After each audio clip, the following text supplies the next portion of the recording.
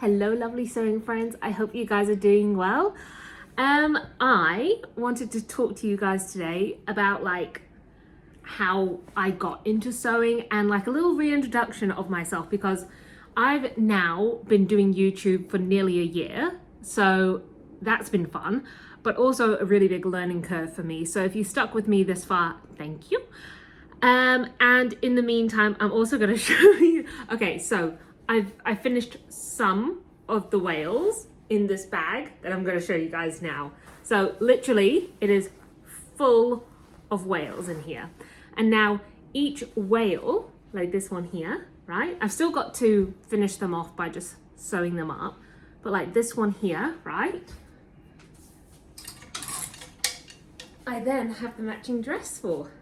So each whale is made out of the matching fabric, which I have. It's so cute. I love it.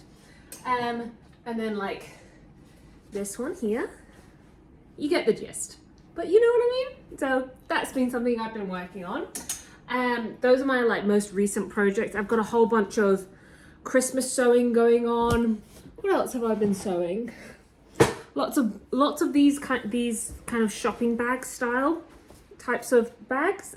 It's a this is actually a sewing pattern on my website, so if you like the look of it, it's based off old plastic bags, which is quite funny because no one uses plastic bags, the type that these were based off, but now they're just because it's got lots of whales in it, it's quite bulky, but you get the idea. So I just wanted to talk to you guys about how Ford, this YouTube, everything kind of came to be. So for those of you who don't know me, hi, I'm Annie. I started to sew 20 years ago this month. I've been sewing 20 years, right? So I got my first ever sewing machine for Christmas. And I've basically just been sewing since then. I also took sewing through middle school and high school. And it was in high school that I really got in love with sewing and making my own clothes and whatnot. I didn't have the best, I had a horrible sewing teacher. And essentially I failed sewing at high school because of a mistake in my bibliography. So that lost me a 3-year scholarship for fashion design. So what I instead did was I took a gap year after high school and I worked 4 jobs. Oh my God. I worked 4 jobs, right? This is now a decade ago. Yeah, because I did it, 2014 was my gap year. So a decade ago, I worked 4 jobs. I worked in a English sweet shop. I worked in a chocolate shop. I worked in a clothing store, and I did babysitting. And oh my God, no way on earth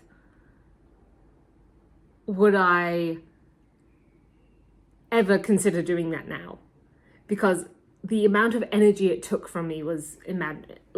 But then again, this was the first time in my life I was actually earning money for myself. And the point of it was that I would work those jobs during my gap year and then go to university. So I then took a foundation course at a university called Wycliffe. So I did a 6-month course, and that was kind of to see if this is something that I would enjoy and keep up, and is sewing a nice hobby, or is it something I genuinely want to do? So I finished the 6-month course, and halfway through the course, they were like, hey, if this is something that you really would like to do, what we could do at the end of this 6 months, we'll put you in the second half of the first year. So you kind of, finish off this year doing a 1.5 years worth of study in just 1 year, instead of taking the second half of my foundation course off and then having to redo the first half of the first year. So they kind of just pieced me together. And so they said I did the 6 months course, and then they were like, oh, we don't think you're gonna do very well in the second half of the first year, like your grades aren't high enough and all of that kind of stuff. And I was really, really, really heartbroken, because I was like, I don't want to spend 6 months doing nothing. I know I would go and work and everything, and that would have been fine, but I don't want to spend this first of this 6 months has been amazing, like getting to know people, like all in. And then to take 6 months off is just too much of a lull. So what I did, is I said that one of their competing universities was happy to take me if this current university I wanted to go to wouldn't. And then as soon as I said that, they were like, oh my gosh, like, you know, we would actually really love you to come into the second half of the first year. And I was like, yeah, I bet you are. I bet you are. So then what I did is I did my first year, my second, my third, and my fourth. But this is what I did differently from a lot of other people in my university, is I didn't have a student loan. Now, student loans, big thing, whatnot. The reason I didn't have a student loan is because I knew that I could pay my own way through university, because I was living at home rent-free, or very minimal rent, like $50 a week or something. And one of the jobs that I had whilst I was at uni was at a grocery store, so I could get lots of food. So I never had to go out and eat and everything. My parents bought me a car when I was in high school, so I was just driving that. And I lived a very low cost lifestyle. Never went out drinking or anything like that. I just didn't have the time. And a lot of my friends, not necessarily the ones at university, but a lot of my friends that I have in general, they were all really into doing their degrees as well. So I didn't really have a group of people to go out and do that kind of stuff with anyway. So I don't have a student loan, never have, never will. But what that meant was I was working like 15 to 20 hours a week during the week, plus uni. And then during the holidays, the term breaks at university, I would then have to work like 17 days in a row, picking up every single shift humanly possible to save enough money for the next year. So I essentially did a gap year, paid for my first year, worked my first year to pay for my second, worked my second to pay for my third, worked my third to pay for my fourth. And then I came out of university with no student loan, but only $56 in my bank account. And essentially I had to start from there. So 2019, like I graduated at the end of 2018. So 2019, I was like, okay, like this is where like I really got to get into the fashion industry, earn some money, potentially move out, all of that kind of stuff. That's where like real adult life hits you hard. So I had a really horrible 2019. A whole bunch of things happened, and essentially the year was just a complete write-off. And in that year, I went into the fashion industry and I was working at a studio, and I only lasted 6 weeks, I think it was, and I was only working two days a week, and it was horrible. I hated it. I absolutely hated it. Never will I ever work in that type of environment again. It basically like catty, bitchy gossip, like it was horrible, absolutely horrible. So I didn't last very long there. I don't think anyone could, with a reasonable mind, could last there. So at that stage, I still had my part-time job working in a fabric shop, which was good. But then the start of 2020, I said to myself, like, you know, 2019's over, like, this is me, like, I'm gonna go and get my dream life, I'm gonna do it. And then, of course, 2020 hit. And I was just like, okay, maybe not. So 2020 for me was just like, okay, everything's on pause, but what can I do? What can I do to like experiment with business and, you know, earn money and like do all these things. So what I ended up doing was setting up a small business, very small business, called Little Noggin, which was handmade merino baby beanies. And that was great. Just kind of, I probably made like, $1,000 profit in the whole lifespan of it over like a year and a half. It was more so just to learn business tactics, like what's the best advertising and how do I set up a business Facebook page, all of that kind of stuff.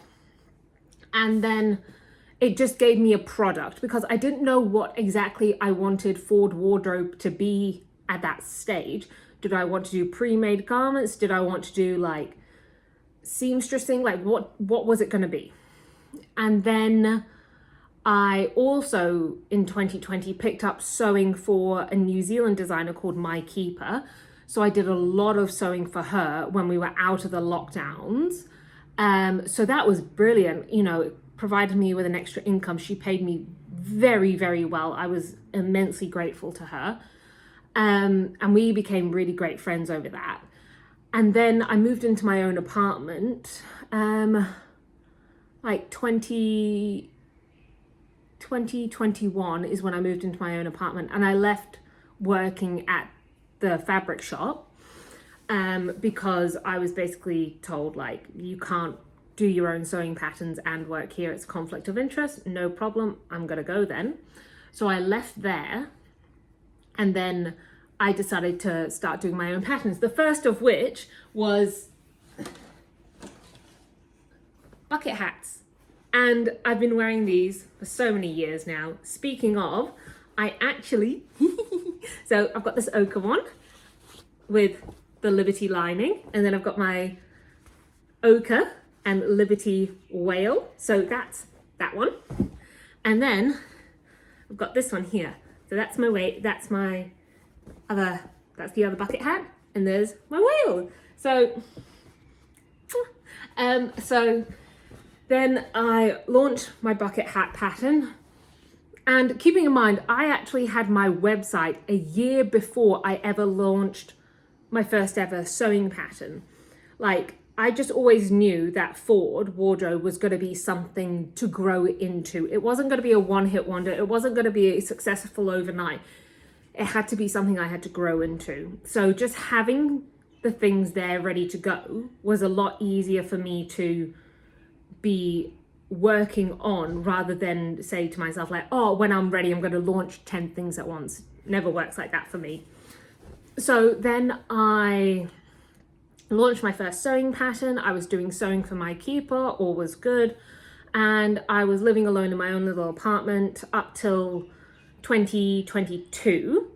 And I absolutely loved it. Like, those were some of the happiest days of my life so far, because I was like, I'm in something that I love doing. I truly feel like I'm growing a beautiful community, because that's when I went from like 1,000 followers to 20,000 followers in a couple of months. And it was brilliant because I love doing social media. I love doing reels, and I started doing sewing tutorials.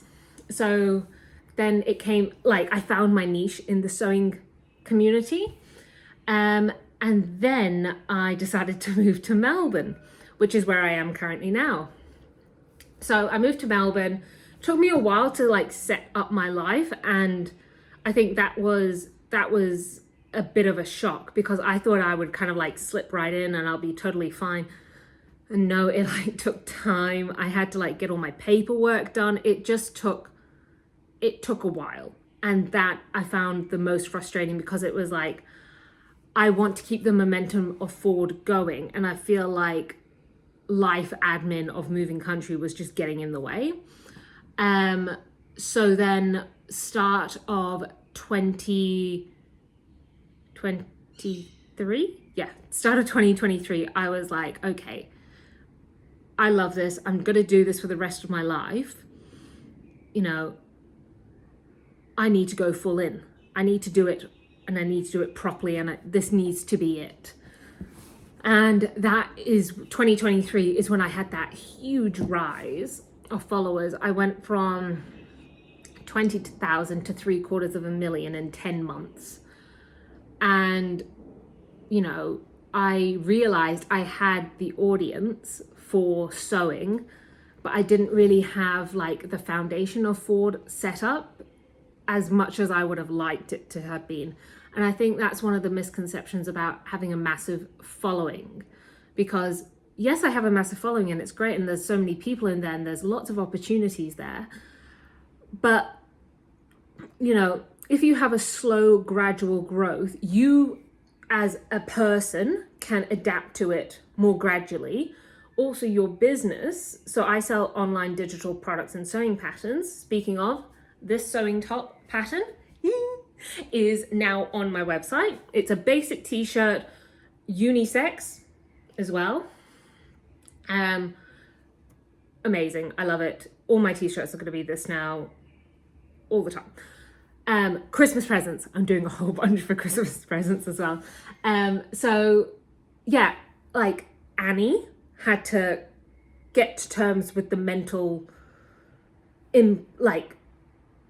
I went from 20,000 eyeballs seeing me per month to now 750,000. Like, that's a lot. Anyway, also, like, my business knowledge was stuck at mentally at 20,000 for at least 6 months because I couldn't believe the massive rise.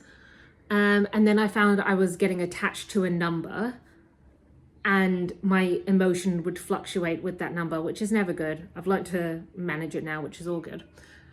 But now we're in 2024. So I kind of finished last year kind of stabilizing myself in that new area of what Ford was and was becoming. And then this year has been so, like, it's been a polishing year, I would say. Last year was like accelerated growth, uncontrollable growth. And then this year has been a polishing year. And by that, I mean, like, I updated my website, I got a co-working space, I've been to so many more business events, I've developed my mindset around my business and my personal life. I've added so many more products to Ford and defining more and more what Ford is. I've launched a beginner sewing course. I've done the sewing ebook, and I realized I love doing the sewing ebooks because I can update it so regularly.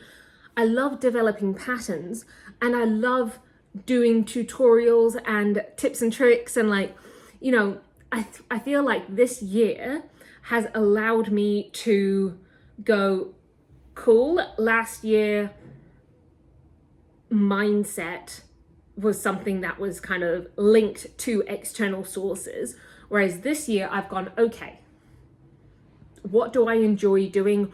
What is beneficial for the business? What is beneficial for Annie as well? So for example, I love making these YouTube videos, but I'm terrible at editing them, and I never would edit them. Like, that was one of the massive drawbacks for me of starting a YouTube, because I would always think to myself, oh my gosh, like, I would love to film a YouTube video, but I don't want to edit it. Therefore, I'm not going to film it. Therefore, I will never have a YouTube video if I never film it. But if I just put you guys on my little tripod and just hit record and talk to you like you're my friends, because you are my friends, then it removes a lot of those barriers that I put on myself. So I've just learnt to do it, and done is better than perfect. Like, I'm sure I mumble in these videos sometimes. I'm sure that I, you know, have a sniff every now and again that my mum has told me is noticeable, so sorry. But I love filming them because, you know, like, the mental processing that I do on these videos allows me to go, oh, like, that was a really thank you, that was a really good idea. I want to make it into something. Like, I want to do something with it. And also, this helps me keep so accountable, because if I told no one about my bag of whales, then I probably never would have made them. Also, I've got this one and then this hat. So if I never, oh my god, I love how I've got so many whales. I've got a pot of whales. I love it. If I don't talk to you guys about this kind of stuff, it's like, oh, no one's gonna notice. But if I upload a YouTube video saying, I'm making this top, or I'm making these whales, or I've just finished sewing my favorite skirt, then I'll do it, you know? So thank you to you guys who have stayed throughout this video and this, you know, channel, I guess. It's been fun. I love it. I'm going to keep on uploading a video every single week. And ideally what I really would like to do is to do like a more like polished version where I can show you guys like examples of what I'm doing, and like I would love to do more actual sewing tutorials so that you guys can like follow along while I make a whale, or a skirt or a top or a dress or a bag, or all of these things that I've got these ideas for, but I need to work around how it's kind of like, this is the ideal version. This is how I work. What's the one in the middle? I need the Venn diagram. What is in the middle, and what's going to work, and what's actually actionable. So yeah, I think this year has been such an amazing year. I'm so grateful for this year. I was thinking back, because what I do every day is I write down a bunch of things that I'm grateful for. So like good things that happened today is like, I saw 2 puppies yesterday. I love that. I got to sit in bed and read my book until I fell asleep. I did a whole load of laundry, like these little things. And they're never like monetary or anything like that, or follower growth. Like that's cool. But like, what are the things that actually made you happy? I saw 2 puppies yesterday. One was a 9-week-old black Labrador called Indy. And the other one was a 6-month-old golden retriever called Emmy. Oh my god, I just love them. Oh, it's just the best thing ever. But what I do is I write down the good things that happened today. And then at the end of the month, I write down, handwrite, the good things that happened that month. So I'll go through my list of good things that happened that day, and I'll write them down, and then I stick them up. So I step back at the end of every month and I look at all the good things that have happened that month. And then you can step back and look at all the good things that have happened this year. And it's amazing. It's so, so good, because it's so easy to constantly be on to the next thing, when actually, if you could go back in time 1 year and you could say to yourself, these are all the things that you have got to look forward to for this year. No way I could have had a better year. And so I'm grateful for everything that has happened this year, and I'm also really excited for everything that's going to come next year, and like, let alone this month. Like, I was going through my fabric stash. And these are some of the fabrics that I've had in my fabric stash for years. And I'm just like, I can make a pair of shorts out of those. I can make a pair of pants out of those, or a dress or a jumpsuit. And I'm gonna make a top out of that. And those are my Christmas presents for people. Like, I love that. So thank you, and I'll see you next week.